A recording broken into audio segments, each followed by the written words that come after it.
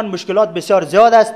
70% در ولایت بامیان اهل تشیع است. یک 30% که به نام تسنن است، اونجا هم تصوف گرایی بسیار زیاد است که هر روز یک بدعت برداشته میشه. برادرای ما که اونجا زحمت میکنه، قرآن و سنت کوشش میکنه که عمل بکنه، قطعنامه نوشته میشه، از مرده و از زنده از این گپا جدا میکنه.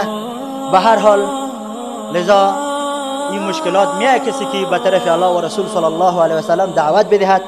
الله جل جلاله برای استاد محترم مولوی متوکل اجر بدهد. اصل در وطن ما مولوی متوکل یک 15 سال پیش و 16 سال پیش 3 ماه 4 ماه وقت تیر کرده است.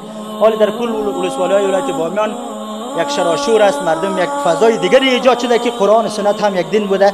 ورنه قبل از او مردم مکمل به امام زامین و امام زمان و به مثلا بسیار گپای دیگه عقیده داشتن و به نظر امام حسن و حسین و همچنان شیعه هستند که مردم از فرهنگ شیعه متاثر است.